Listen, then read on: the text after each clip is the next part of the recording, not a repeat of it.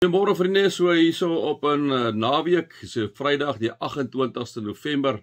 Mag dit sommer net 'n wonderlike dag vir ons almal wees en ook sommer net 'n genotvolle naweek wat voorlê, né? Ek sien hulle voorspel selfs reën vir Sondag. Maar ja, mag dit vir julle 'n mooi naweek wees.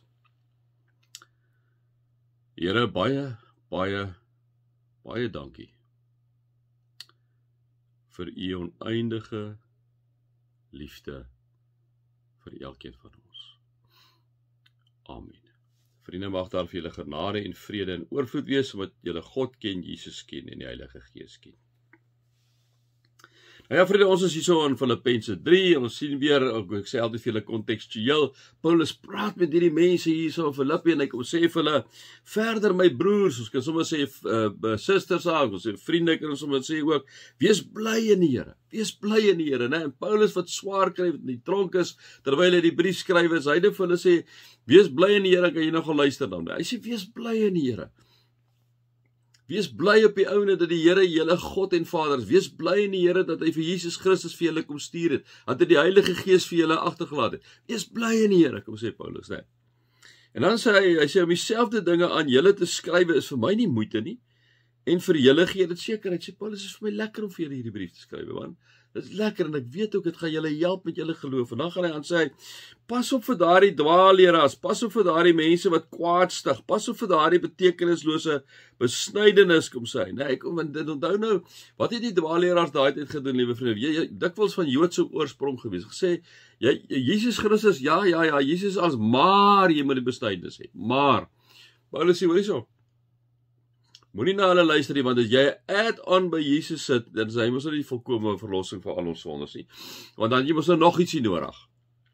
Nee, kom sê hy, Jesus is alles. Dan kan hy sê, ons het die ware besnydenis, ons wat deur God deur sy Gees dien, ons het die ware besnydenis, ons wat God deur sy Gees dien, ons wat ons op Christus Jesus beroem, en nie op dinge vertrou nie. Dit is wat Paulus vir hulle probeer sê. Hy sê, hoor hierso, ons is eintlik uitgesort. Ons het nie dit nodig nie, ons het nie uiterlike goed nodig nie. Ons glo dat Jesus Christus vir ons gesterf het aan die kruis, opgestaan het, opgevaar het, kom weer. Dit is waar ons het nie nodig om hierdie ander sideshows te hê nie. Jesus is voldoende. Dit is wat Paulus vir hulle hierso kom sê, né? Hy sê, ons het ons op Christus Jesus beroem en nie op uiterlinge vertrou nie. Dan sê hy, tog sou ek my ook op uiterlike dinge kon vertrou. As iemand meen dat hy op uiterlike dinge kan vertrou, ek nog meer. Ek is op die 8ste dag besny, van geboorte Israeliet uit die stam van Benjamin, egte Hebreër, wetsopassing was ek 'n Fariseer, en my ywer vervolger van die kerk, en onderhouding van die wet van Moses om vryspraak te kry, onberispelik, sê Paulus. As dit nou een ou is wat my kan beroep, is dit ek.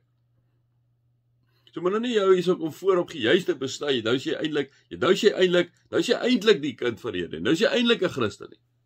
En ons hoor dit ook in die taal van partykeer van ander mense ook, né? So ek my kan beroem, kan ek my op hierdie goed beroem. Alwaarin ek my beroem op die ou einde, is dat ek in Jesus Christus glo. Dit is al wat dit is, né? Dat ek in Jesus Christus glo. Dan gaan hy en sê hy, maar dat eers vir my 'n bate was, al hierdie credentials, al hierdie CV, al hierdie goeie goed, wie ek 'n Fariseer, en ek is besny, en ek is 'n egte Hebreër, stam van Benjamin. Hy sê, dit is dan, in die oë van die volk was hy die ou. Hy sê, dit is niks. Maar wat eers vir my 'n bate was, beskou ek nou as waardeloos. Al wat belangrik is, hang nie af wat jy checkrekening, hang nie af wat jy bly nie, hang nie af wat se kar jy het, hang nie af wat jy in die lewe bereik het, hang nie af wat se grand of belangrike persoon jy in hierdie wêreld was. Paulus sê, I've done it all. Daai goed is vir my waardeloos, kom sê hy. En dis die dilemma in ons tyd, liewe vriende, party mense is daar, dat die ander goedjies is vir hulle belangrik. Was eendag by 'n ou se begrafnis wat ek self gelei het. Weet julle vriende, hulle het die ongelooflikste goed gesê. Maar weet jy wat die een ding wat hulle nie vir hom gesê het nie? Hulle het nooit gesê wat se kind hy van die Here was nie.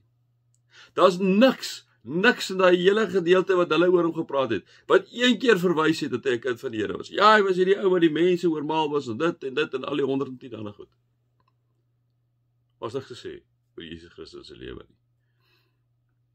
Dan is jou lewe taamlik waardeloos, vriende. Ja, in die wêreld se oë great, hè. eintlik waardeloos. En dis wat Paulus probeer sê vir hulle. Hy sê, wie hierdie ander goed waarop ek eers vertroud en staat gemaak het, dis waardeloos man, dis waardeloos. Hy sê, om Jesus te ken,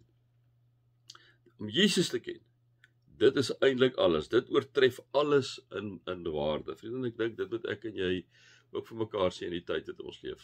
Besop dat ons nie na die goedjies kyk nie. Om Jesus uit te leef, om die lig in die wêreld te wees, om ander mense jou liefde kan sien vir Jesus Christus en die manier hoe jy dit uitlewe teenoor ander mense. Dit het waarde. Nie hierdie ander sideshows nie. Hierdie ander sideshows. Aanbid die Here voluit. Hang Jesus aan. Leef vir Jesus. Dat mense Jesus in jou lewe kan sien. Vriende, die grootste ding as jy 1 Johannes 4 gaan lees. As die grootste ding as mense nie die liefde in jou sien nie, is jy waardeloos. Vriende, Paulus kom sê dit in 1 Korintiërs 13. Maak nie saak of jy 'n ongelooflike prediker is nie. Maak nie saak of jy al hierdie ander goed kan doen nie. As jy nie liefde het nie, is jy 'n klinkende metaal en 'n galmende simbaal.